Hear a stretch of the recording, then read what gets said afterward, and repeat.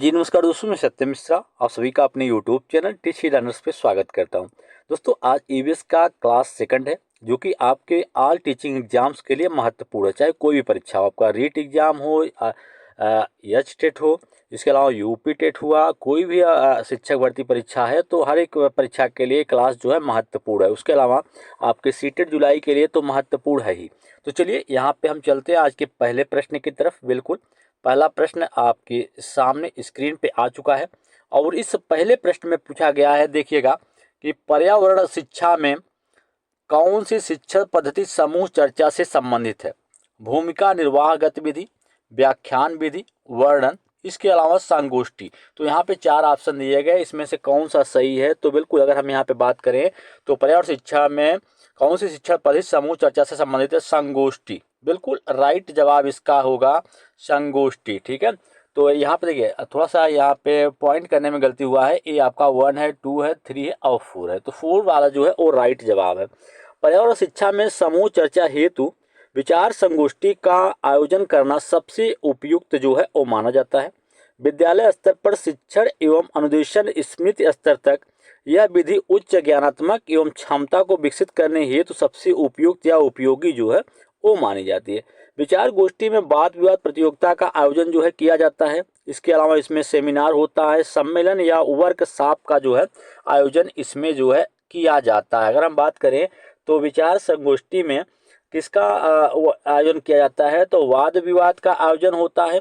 Seminar जो conduct करवाया जाता है, सेमिनार उसका आयोजन इसमें होता है।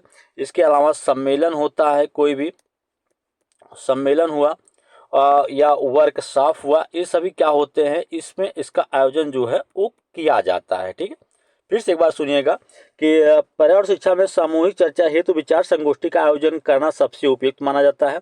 और क्यों सबसे उपयुक्त माना जाता है जान लीजिए कि विद्यालय स्तर पर शिक्षण एवं अनुदेशन स्मृति तक यह विधि उच्च ज्ञानात्मक एवं क्षमता को विकसित करने हेतु सबसे उपयुक्त विधि जो है वो मानी जाती है। ठीक है, चलिए भैया हम आगे चलेंगे और अगले प्रश्न की तरफ।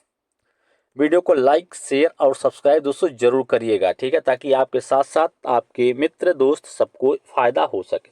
तो चलिए यहाँ पे दूसरा प्रश्न है कि IEEP का पूर्ण रूप क्या है? अंतर्राष्ट्रीय पर्यावरण शिक्षा परियोजना, अंतर्राष्ट्रीय पर्यावरण शिक्षा कार्यक्रम, भारतीय पर्यावरण शिक्षा परियोजना या भारतीय पर्यावरण शिक्षा कार्यक्रम। तो बिल्कुल अगर हम इसके राइट जवाब की बात करें तो IEEP का पूरा नाम होता है international international environment education programme. क्या होता है? आई फॉर इंटरनेशनल होता है, इंटरनेशनल। दूसरा है ई फॉर क्या होगा इसमें जान लीजिए कि इन्वायरमेंट एजुकेशन,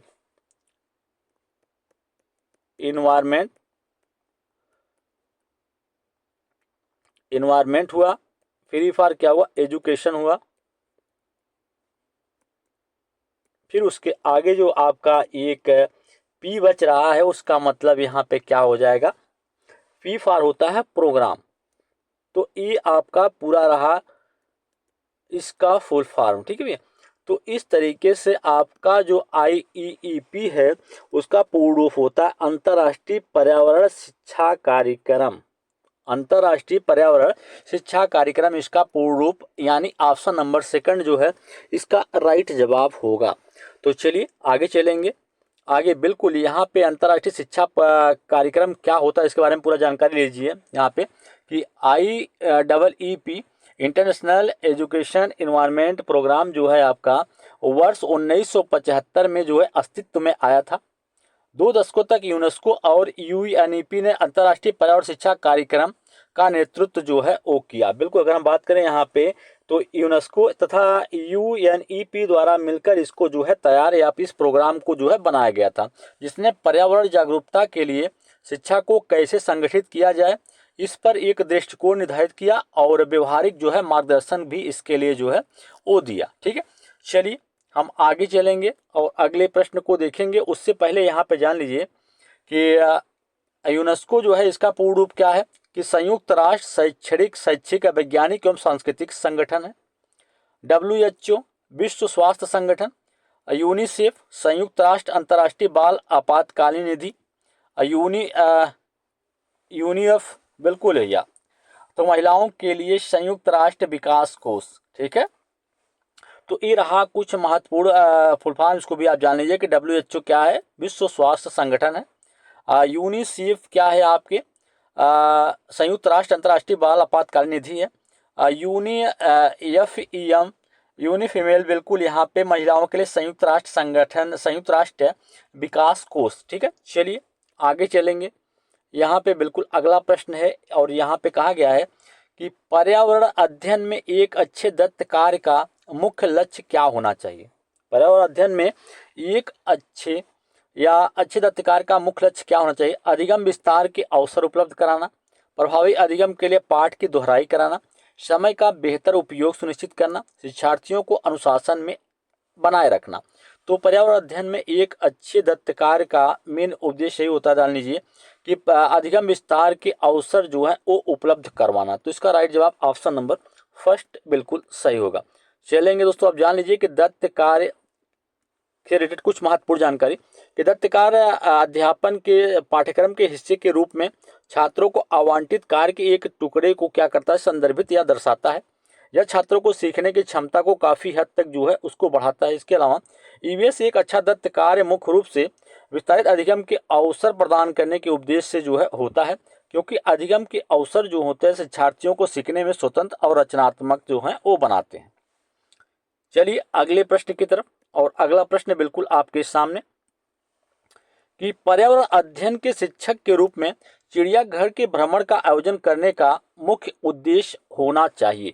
तो बिल्कुल मुख्य उद्देश्य जो है वो क्या होना चाहिए, जान लीजिए कि शिक्षा की गुणवत्ता के बारे में अभिभावकों को संतुष्ट करना, या शिक्षार्थियों को आनंद और मजा उपलब्ध कराना, नित्य शिक्षण कार्यक्रम की एकरसता को बदलना, विद्यार्थियों को सक्रिय अधिगम अनुभव प्रदान करना। तो पर्यावरण अध्ययन के शिक्षक के रूप में चिड़ियाघर के भ्रमण कराने का आयोजन करने का मेन उद्देश्य जान लीजिए कि शिक्षार्थियों को सक्रिय अधिगम अनुभव जो है वो उपलब्ध करवाना। जाहिर सी बात है कि जब बच्चा जहाँ पे वो चीज़ सक्रिय रूप से देखेगा या खुद पर्यावरण के बाहरी दुनिया से जो है जुड़ेगा, तो जाहिर सी बात है कि वहाँ जो चीज़ें होंगी उनसे जुड़कर अधिगम को और अच्छे तरीके से वो जो है सीख सकेगा, ठीक है, अधिगम कर सकेगा। तो शिक्षार्थियों को सक्रिय अधिगम अनुभव उपलब्ध कराने के उद्देश्य से ही शिक्षक जो है उनको जो है चिड़ियाघर का भ्रमण कराने का आयोजन जो है वो बना रहा है। तो चलिए यहाँ पे और जान लीजिए कि क्या मतलब है। बिल्कुल यहाँ पे देख लीजिए कि ईवीएस शिक्षण अधिगम का प्रमुख उद्देश्य बच्चों को क्या होता है। अगर हम बात करें कि ईवीएस शिक्षण के अधिगम का सबसे मेन या महत्वपूर्ण उद्देश्य होता है कि बच्चों को प्रकृति, सामाजिक, सांस्कृतिक वातावरण के बारे में जागरूकता विकसित करके पर्यावरण के बारे में सीखने में उनको क्या करना, सक्षम बनाना। शिक्षक अक्सर चिड़ियाघर के क्षेत्र भ्रमण को छात्रों के लिए जानवरों का निरीक्षण करने और वन्य जीवों के साथ जुड़ाव महसूस करने का एक शानदार तरीका जो है मानते हैं। इस कारण वे हमेशा जो है चिड़ियाघर के भ्रमण का योजना बनाते हैं, ठीक है। चिड़ियाघर की भ्रमण यात्राएं पाठ्यक्रम को क्या करते हैं, समृद्ध और विस्तारित करती हैं। बच्चे को संवेदी गतिविधियों में समृद्ध कर अवलोकन कौशल को क्या करती हैं, मजबूत करती हैं। तो किसी विशेष विषय क्षेत्र में बच्चों के ज्ञान को बढ़ाती हैं और अपने समुदाय के बारे में बच्चों की जागरूकता का विस्तार जो है वो करती हैं, ठीक है। चलेंगे हम आगे, और अगला प्रश्न यहाँ पे आपके सामने है। इसमें कहा गया नीचे दिए गए कुछ क्रियाकलाप दिए गए हैं जिसमें आपको विचार करना है। इसमें एक है कि खानों का उत्खनन करना या खुदाई करना, बी है कि बांधों का निर्माण करना, सी कथन दे रखा है कि बाजार में बेचने के लिए पत्तियां एवं जड़ी बूटी इकट्ठी करना, डी है कि बांस से टोकरी बुनना, ई है कि गिरे हुए पत्तों से पत्तल बनाना। तो इनमें से वह कौन सा क्रियाकलाप है जो कि जंगलों के गायब होने के लिए जिम्मेदार है। तो बिल्कुल अगर यहाँ से बाजार में बेचने के लिए पत्तियां जड़ी बूटियां एकत्रित की जा रही हैं तो उससे जंगल गायब हो रहा है, तो ये बिल्कुल गलत है। बांस से टोकरी बुनने से जंगल गायब हो रहा है, ये भी गलत है। गिरे हुए पत्तों से पत्तल बनाने से, ये भी गलत है। तो खानों के उत्खनन या खुदाई करने से, दूसरा है कि बांधों के निर्माण करने से ही जंगलों जो है गायब हो रहे हैं। तो बिल्कुल इसका राइट जवाब क्या हो जाएगा, ऑप्शन नंबर 3 इसका राइट जवाब होगा। चलिए भैया आगे चलेंगे और अगले प्रश्न को यहाँ पे देखेंगे, और अगला प्रश्न है यहाँ पे कि सतत और व्यापक मूल्यांकन का मुख्य उद्देश्य क्या है। स्कूल में उपस्थिति के दौरान बच्चों के हर पहलू का मूल्यांकन करना, स्कूल में उपस्थिति के दौरान बच्चों की रुचि का मूल्यांकन करना, स्कूल में उपस्थिति के दौरान बच्चों के ज्ञान और समझ का मूल्यांकन करना, स्कूल में उपस्थिति के दौरान बच्चों के कौशल का मूल्यांकन करना। तो बिल्कुल यहाँ बताना है कि सतत या व्यापक मूल्यांकन का जो मेन उद्देश्य है या मेन मतलब है वो क्या है। तो बिल्कुल आप जान लीजिए कि यहाँ पे अगर हम बात करें कि सतत या व्यापक मूल्यांकन के, ठीक है, तो सतत एवं व्यापक मूल्यांकन जो होता है विधि भारत के विद्यालयों में कब से लागू है? 2009 से प्रारंभ की गई है और यह विद्यालय स्तर पर शिक्षा में सुधार करने की एक महत्वपूर्ण विधि है। यह व्यापक उद्देश्य आधारित अधिगम एवं व्यवहारिक परिणाम के मूल्यांकन पर कार्य करती है। यह विद्यालय में उपस्थिति के समय बालक के प्रत्येक पहलू का जो है मूल्यांकन करती है। यह अध्यापन और अधिगम की प्रक्रिया को छात्र केंद्रित जो है वो बनाती है। तो कहने का मतलब स्कूल में उपस्थिति के दौरान बच्चे के हर एक पहलू का जो है मूल्यांकन करना ही क्या कहलाता है? सतत एवं व्यापक मूल्यांकन। ठीक है, बिल्कुल। तो राइट जवाब क्या हो जाएगा? ऑप्शन नंबर फर्स्ट इसका राइट जवाब होगा। चलेंगे आगे। बिल्कुल भैया, यहाँ पे जान लीजिए कि मूल्यांकन शब्द जो है होता क्या है कि मूल्यांकन जानकारी एकत्रित करने और फिर निर्णय लेने की एक प्रक्रिया है। यह छात्रों की प्रगति और उपलब्धियों के आंकड़े और साक्ष्य को एकत्रित करने के अलावा कुछ नहीं है। न केवल यह औपचारिक परीक्षा है बल्कि इससे छात्रों के सीखने का विश्लेषण और वर्णन करना भी इसमें जो है वो शामिल होता है। स्कूल में उनकी उपस्थिति के दौरान बच्चे के हर एक पहलू का मूल्यांकन करना ही सतत और व्यापक मूल्यांकन कहलाता है। चलेंगे अगले प्रश्न की तरफ और अगला प्रश्न बिल्कुल आपके सामने स्क्रीन पे है।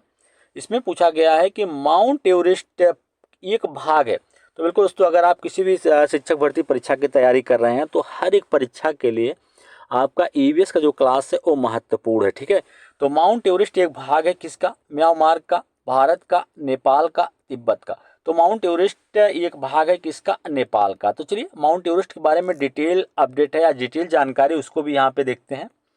बिल्कुल, यहाँ पे डिटेल जानकारी लेते हैं माउंट एवरेस्ट के बारे में।